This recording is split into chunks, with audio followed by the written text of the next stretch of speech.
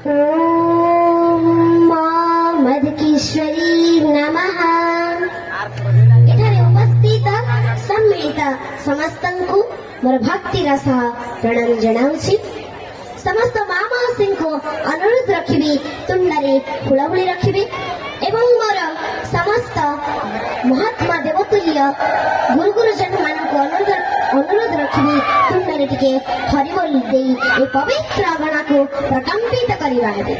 बोलिए मां मधुकेश्वरी की बोल नंदी कवार। आज रे मंचरे मो उपस्थापन करबा को जाउछि जे दुई जनक पई आमे आज ए धरा पृष्ठ तेबे से दुई जन किए आसंतु श्रवण करिबा। दिने वैकुंठपुरी मां महालक्ष्मी भगवान विष्णुकर पदमंचलन करुथांती। ए समय मां महालक्ष्मी भगवान को प्रश्न कली जे हे प्रभु मर्त्यरु जदि आपणकर एते साधना एते उपासना एते पूजा ताहले आपण सदेहरे केबे मर्त्यपुर को जाउनांती कांकी।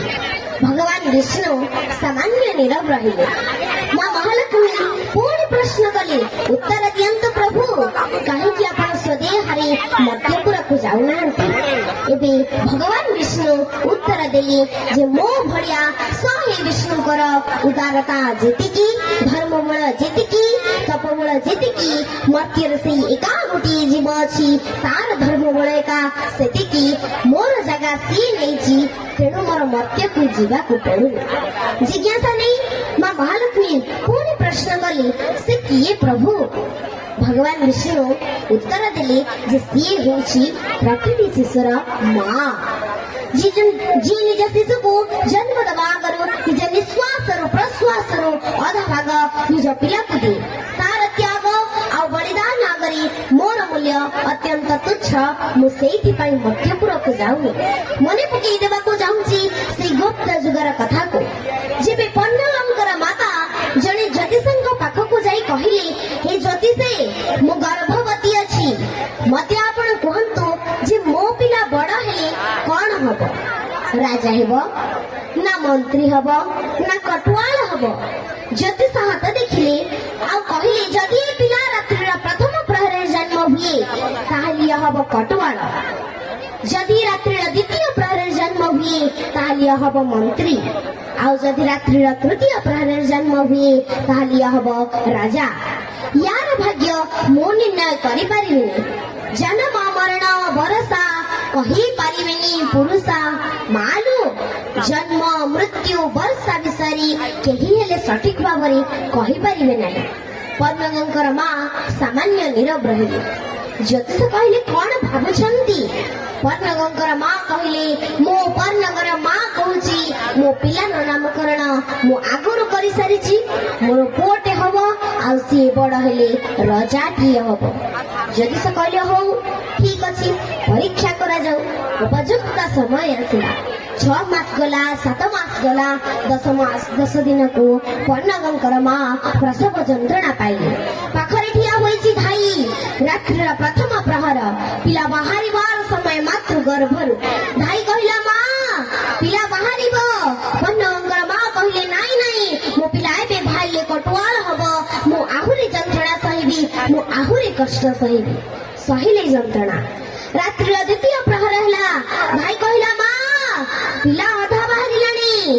पन्नगंकर मां कहिले नाही नाही मु मंत्री को जन्म करिबिनी मु राजाटे को जन्म करिबी। भाई कहिला मां संतान को केही रखि परिबिनी संतान जो समय भूमिष्ठ हुए ता भाग्य ता भविष्य ता जातक सब से समय निर्माण हुए नाई लो मां पिला को रखना ता बेड़ा हैला से निश्चय बाहरिबो तो पिला राजा ही परिबनी मंत्री हबो। गर्भ जंत्रणा सहु सहु मां कहिला नाही मो पिला जन्म हबो तो दुनिया रे रजाटिए हबो। भाई कहिला मां किंतु पिला बाहरी आसुची। पन्नगंकर मां कहिले ना आणे बाड़ी पटोर लंगड़ दौड़ी टेकिदे मो गोड़ ऊपर को करिदे मो मुंड तळ को मो गोड़ को बांधी दे घर ऊपर चालिया रे देखिबा आज कि ईश्वर आसीबो मोर पिला को जन्म करिवो। आ सेई आई हेला गोड़ दीटा ऊपर को मुंड तळ ତଳକୁ ସେମିତି ଝୁଲି ରହିଥାନ୍ତି ପର୍ଣ୍ଣଙ୍କର ମା। ଆଉ ରାତ୍ରିର ତୃତୀୟ ପ୍ରହର ହେଲା। ପର୍ଣ୍ଣଙ୍କର ମା କହିଲେ, ଏବେ ମୋ ପାଦରୁ ବେଡ଼ି ଖୋଲି ଦିଅ, ଆଉ ମୁଁ ରଜାଟିକୁ ଜନ୍ମ କରିବି। ଆଉ ସେଦିନ ମା ଗର୍ଭରୁ ଯେଉଁ ପିଲା ଜନ୍ମ ହେଲେ ସେ ଥିଲେ ରାଜା ପର୍ଣ୍ଣଗ। ତେଣୁ ଏହା ପ୍ରମାଣ ହୋଇଗଲା ଯେ ମା ଯାହା ଚାହିଁବ ତା ପିଲା ସେଇଆ ହିଁ ହେବ। ଏହା ନିଶ୍ଚିତ ଏବଂ ଅବଶ୍ୟ। ଆଜ୍ଞା, ମା ଯେମିତି ଆମ ପାଇଁ ଜଣେ ବଡ଼ ଦେବୀ, ଠିକ୍ ସେହିପରି ବାପା ମଧ୍ୟ ହେଉଛନ୍ତି ଆମ ପାଇଁ ଜଣେ ବଡ଼ ଦେବତା। ତାଙ୍କ ଋଣ ଆମେ କେବେ ହେଲେ ଶୁଝି ପାରିବା ନାହିଁ। ତାଙ୍କର ଗୋଟିଏ ଝାଳ ବୁନ୍ଦାକୁ ପୁଅର ଅମାପ ସମ୍ପତ୍ତି ସରି ହେବ ନାହିଁ। କାରଣ ପୁଅ କି ଝିଅ ଫେରିବାକୁ ଘଣ୍ଟେ ଡେରି ହୋଇଗଲେ ବାପା ଘର ବାହାରକୁ ଆସି 50 ଲୋକଙ୍କୁ ପଚାରି ପକାଉଥାନ୍ତି, ଆରେ ମୋ ପୁଅ ବଜାରକୁ ଯାଇଥିଲା, ଫେରିନି, ଦେଖିଛୁ କି? ମୋ ଝିଅ କଲେଜକୁ ଯାଇଥିଲା, ଆଜି ଏତେ ବେଳ ଯାଏ ହେଲାଣି, ଫେରିନି, ଦେଖିଛୁ କି? ଭାରି ବ୍ୟସ୍ତ ହୋଇ ପଡୁଥାନ୍ତି ସେ ବାପା। ମା ସିନା 10 ମାସ 10 ଦିନ ଗର୍ଭରେ ଯନ୍ତ୍ରଣା ସହି ଜନ୍ମ ଦେଇଥାନ୍ତି, କିନ୍ତୁ ବାପା ତାଙ୍କ ଜୀବନ ଯିବା ପର୍ଯ୍ୟନ୍ତ ପୁଅ ଝିଅଙ୍କ ଭବିଷ୍ୟତର ଚିନ୍ତାରେ ଥାନ୍ତି। ସେଥିପାଇଁ ନୀତିକାର ମାନେ କୁହନ୍ତି, ବାପା ଅଟନ୍ତି ଆମ ଅନ୍ନଦାତା, ବାପା ଅଟନ୍ତି ଆମ ଭାଗ୍ୟ ବିଧାତା, ବାପା ଦେଖାନ୍ତି ଆମକୁ ଭବିଷ୍ୟତର ରାସ୍ତା, ବାପା ଥିଲେ ଦୁନିଆର ସବୁ ଜିନିଷ ଶସ୍ତା, ସବୁ ଜିନିଷ ଶସ୍ତା। ଯଦି ଆମର କେଉଁଠି କିଛି ଭୁଲ ହୋଇଯାଇଥାଏ ତାହେଲେ ବାପା ସେଇ ଜାଗାରେ ପହଞ୍ଚି କୁହନ୍ତି ଯେ ମୋର ଭୁଲ ହୋଇଯାଇଛି କହି କ୍ଷମା କରିଦିଅନ୍ତୁ ବୋଲି କୁହନ୍ତି। ମା କଳି ପୁଅ ଦୁନିଆ ଡରିନି, ବାପ ଥିଲା ପୁଅ ସଭାରେ ହାରେନି। ସଂସାରର ଯେଉଁଦିନ ମା ଚାଲିଯାଏ ସଂସାରର ସବୁ ବୋଝ ମୁଣ୍ଡେ ଲଦା ହୁଏ। ଆଉ ସଂସାରର ଯେଉଁଦିନ ବାପ ଚାଲିଯାଏ ସଂସାରର ସବୁ ସୁଖ ସିରି ତୁଟିଯାଏ, ସିରି ତୁଟିଯାଏ। ହେ ସଜ୍ଜନ ବୃନ୍ଦ, ଆପଣମାନେ ସମସ୍ତେ ଜାଣନ୍ତି, ମା ଯେତେବେଳେ କୋଳେଇ ଆମକୁ ତାଙ୍କ କାଖରେ ବସାଇ ଦିଅନ୍ତି ସେତେବେଳେ ତାଙ୍କୁ ଦେଖାଯାଉଥିବା ଜିନିଷକୁ ସେ ଆମକୁ ଦେଖେଇ ଦିଅନ୍ତି, କିନ୍ତୁ ବାପା ଯେତେବେଳେ କୋଳେଇ ତାଙ୍କ କାନ୍ଧରେ ଆମକୁ ବସାଇ ଦିଅନ୍ତି ସେତେବେଳେ ତାଙ୍କୁ ଦେଖାଯାଉନଥିବା ଜିନିଷକୁ ସିଏ ଆମକୁ ଦେଖାଇ ଦିଅନ୍ତି।